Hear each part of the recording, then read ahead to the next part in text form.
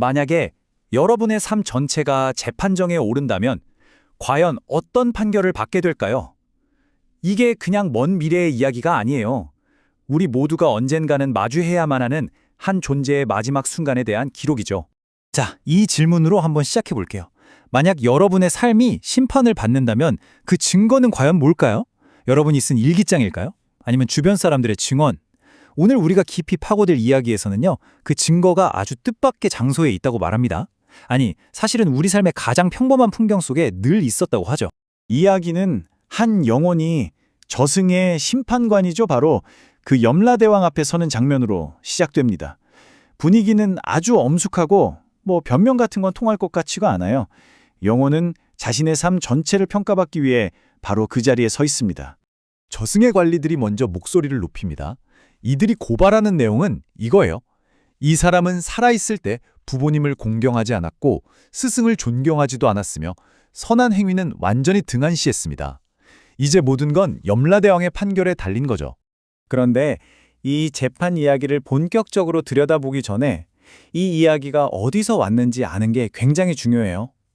이건 그냥 만들어낸 신화가 아니거든요. 붓다가 인간의 눈을 넘어선 이른바 신성한 눈으로 존재들이 자신의 행위에 따라 어떻게 다른 세상에 태어나는지를 직접 보고 설명한 내용입니다. 그 이야기의 핵심에는 팔리어로는 깜마라는 개념이 있습니다. 아주 간단해요. 선한 행위는 좋은 결과를, 해로운 행위는 나쁜 결과를 가져온다는 우주의 근본적인 인과 법칙이죠. 붓다는 어떤 존재는 더 나은 곳에, 또 어떤 존재는 더 고통스러운 곳에 태어나는 걸 봤는데 그 기준은 딱 하나, 오직 그들이 스스로 지은 업이었습니다. 자, 다시 염라대왕의 법정으로 돌아가 보죠. 여기서 정말 흥미로운 지점이 뭐냐면요. 염라대왕이 관리들의 고발을 그냥 그대로 받아들이지 않는다는 거예요.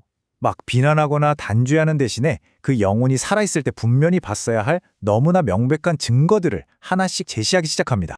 염라대왕이 내미는 증거가 바로 이 5 신성한 사자입니다. 그는 이 5가지 증거를 통해서 영혼이 스스로 자신의 삶을 돌아보게 만들어요. 자, 그럼 첫 번째 증거부터 한번 살펴볼까요? 염라대왕의 첫 질문이 조용한 법정을 가릅니다. 여보게, 그대는 인간 세상에 나타난 첫 번째 신성한 사자를 보지 못했는가? 그는 아주 구체적으로 이렇게 물어요. 자기 대소변에 막 뒤범벅이 된 채로 누워있는 정말 연약하고 어린 아기를 본 적이 없는가? 그제야 영혼은 본 적이 있다고 대답하죠. 그러자 염라대왕이 말합니다. 그렇다면 그때 의식을 가진 어른으로서 나도 태어남의 운명을 피할 순 없구나. 그러니 몸과 말과 마음으로 선한 일을 해야겠다고 생각하지 않았는가? 영혼의 대답을 기다리지 않고 염라대왕의 신문은 계속됩니다. 그는 두 번째 증거를 가리키면서 묻죠. 그렇다면 두 번째 신성한 사자는 보지 못했는가?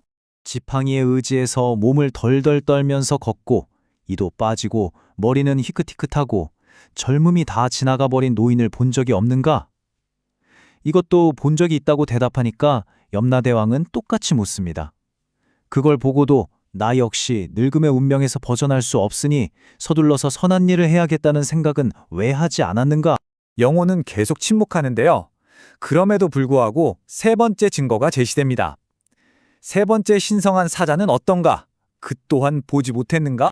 병에 걸려서 아주 심하게 앓아누운 사람, 다른 사람이 일으켜주고 눕혀줘야만 하는 그런 고통받는 사람을 본 적이 없는가?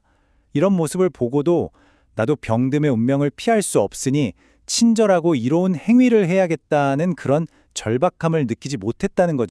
자, 이제 네 번째 증거입니다. 이건 조금 더 직접적인 경고였어요. 네 번째, 신성한 사자를 인간 세상에서 보지 못했는가? 나쁜 짓을 저지른 도둑이 붙잡혀서 온갖 끔찍한 형벌을 받는 것을 보지 못했는가? 염라대왕은 이렇게 묻습니다. 악한 행위를 한 사람들이 바로 이 세상에서 그 결과를 받는 걸 보고도 하물며 다음 생에는 어떨까? 어서 선한 일을 해야겠다고 생각하지 않았는가? 이 사자는 해로운 행동이 반드시 고통스러운 결과로 이어진다는 아주 명백한 증거였던 셈입니다. 그리고 마침내 그 누구도 피할 수 없는 마지막 증거가 제시됩니다. 그대는 5번째 신성한 사자를 보지 못했는가?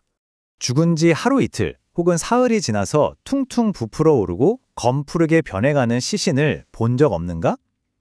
이것이야말로 가장 강력한 메시지였죠. 그때 나 또한 죽음의 운명에서 벗어날 수 없으니 시간을 아껴서 선한 일을 해야겠다고 결심하지 않았는가? 5번의 질문 내내 여혼의 대답은 딱 하나였습니다. 할 수 없었습니다. 존귀한 분이시여. 저는 태만했습니다. 팔려 원문으로는 빠마다쌈이라고 해요. 이게 무슨 뜻이냐면 몰라서 못한 게 아니라는 거예요. 보고도 알고도 주의를 기울이지 않고 그냥 소홀히 했던 것. 바로 그 부주의함, 태만함이 문제의 핵심이었던 거죠. 모든 신문이 끝나자 염라대왕은 한동안 침묵합니다. 그리고 바로 이 지점에서 이야기의 가장 중요한 전환점이 드러나요. 뭐냐면요. 이제부터 벌어진 일은 염라대왕이 내리는 형벌이 아니라는 겁니다. 그저 그 영혼이 스스로 지은 행위의 결과가 자연스럽게 펼쳐지는 과정일 뿐이라는 거죠. 염라대왕은 이렇게 선언합니다. 여보게, 그대가 지금부터 겪을 이 결과는 어머니나 아버지, 형제나 친구 혹은 신들이 만들어준 게 아니네. 오직 그대 스스로 몸과 말과 마음으로 지은 악업이며 이제 그 결과를 그대 혼자서 받는 것뿐이다. 이것이 바로 업의 법칙입니다. 책임은 전적으로 그리고 오롯이 나 자신에게 있다는 뜻이죠. 이 이야기가 태만했던 한 사람의 비극적인 결말로 끝나는 것처럼 보일 수도 있어요. 하지만 붓다가 이 이야기를 전한 진짜 이유는 우리를 겁주려는 게 절대 아닙니다. 오히려 우리에게 아주 희망적인 메시지를 주기 위해서죠. 그 5명의 사자들이 저승의 증거물이 아니라 바로 지금 여기 우리를 위한 주의 표지판이라는 사실을 알려주려는 거예요.